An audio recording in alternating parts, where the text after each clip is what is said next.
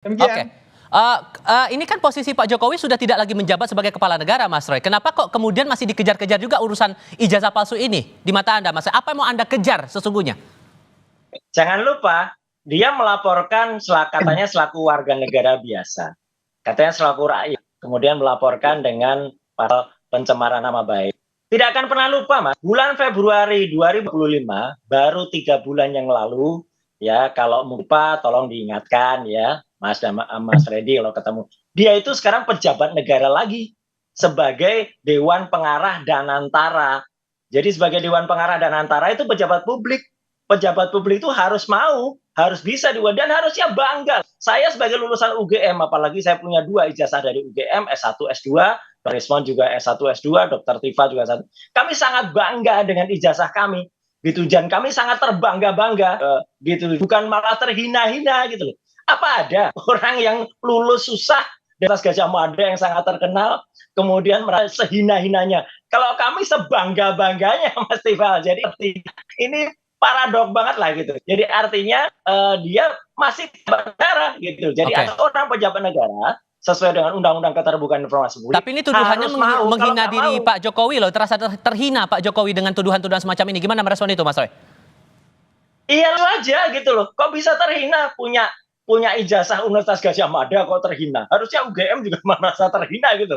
Kalau dikatakan ada orang yang kemudian tidak bangga dengan ijazahnya gitu. Jadi kalau ini kan statement aja biasa gitu loh. Kita mempertanyakan, dan peneliti itu mau terlindung di bawah kampus atau dia independen kayak saya Dr. Rismon, itu punya hak ya, hak profesional, hak publik untuk kemudian melakukan kalau ada yang kurang dan kalau ditanyakan misalnya kok hanya Pak Jokowi aja, enggak, kalau ada tokoh publik yang lain yang misalnya kemudian kita curious ya, kita kepo, mungkin ijazahnya nggak benar nih, tentu akan kita speak up juga, misalnya yang lagi menjabat sekarang ya gitu, yang ini jual apa yang disuarakan oleh para purnawirawan tadi itu clear banget, itu juga pasti akan dibedah juga ijazahnya. Bukan kepala negara tapi masih menjadi pejabat negara, contoh kasus di Danantara, Bang Freddy. Makanya kemudian ini masih tetap dipersoalkan. Beralasan tidak menurut Anda, Bang?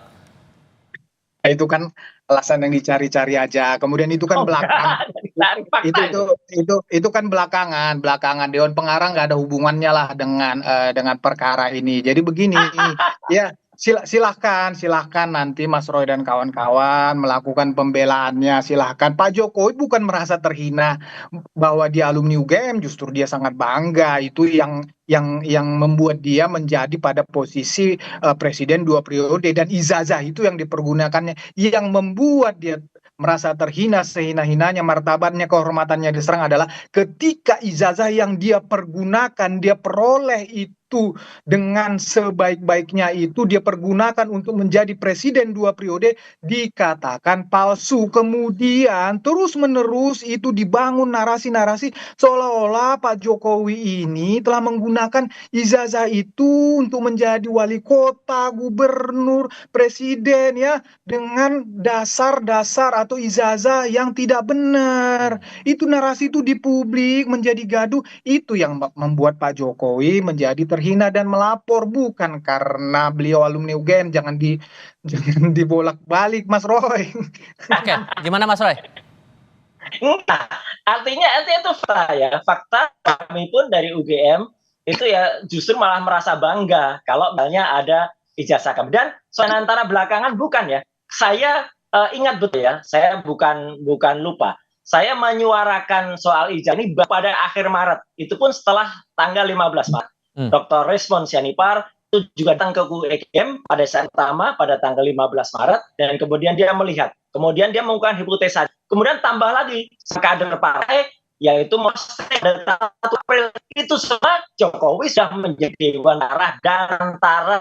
Ya, seluruh publik menilai nih Mas Tifa, Jokowi itu sudah, kalau misalnya dia November sudah jadi rakyat biasa, sampai dengan Januari, Februari itu dia belum apa-apa. Nah, kalau ada gugat ijazah di situ mungkin salah karena dia rakyat biasa. Nah, Februari jadi publik clear sekali ya, time-nya itu, time framing-nya itu tepat sekali. Ketika Maret kita teriak, loh ini ada pejabat negara ya, harus mau dong itu dibuka. Dan ternyata faktanya siang ini fakta itu sudah bilang kalau mau menunjukkan keadilan, ternyata tidak mau di pengadilan. Ini kan sudah salah dengan statement-statementnya.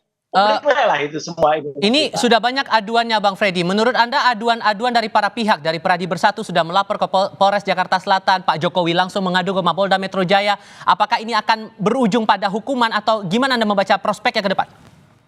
Jadi begini, saya tanggapi sedikit tentang pejabat negara tadi, walaupun gak ada hubungannya udah saya sampaikan dengan antara dengan ini. Cuman karena Mas Roy berargumen gitu tadi ini mungkin lagi rame terakhir-terakhir ini bahwa BUMN itu ya dan antara itu tidak termasuk lagi pejabat negara, bahwa Dewan Pengarah, Lain, Dewan Pengawas. itu undang-undang KPK lain.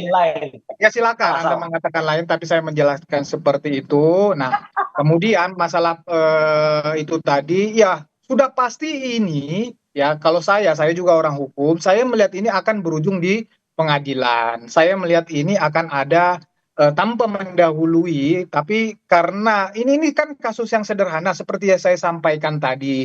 Ini ada tuduhan ijazah palsu yang rame terus di media, rame di publik. Nah, kemudian dilaporkan, ini kan kasus sederhana tinggal dibuktikan dan ini saya percaya akan bergulir terus di pengadilan dan akan ada vonis untuk ini yang dinyatakan. Dan bukti dari para pelapor ini cukup kuat menurut Anda Bang Freddy?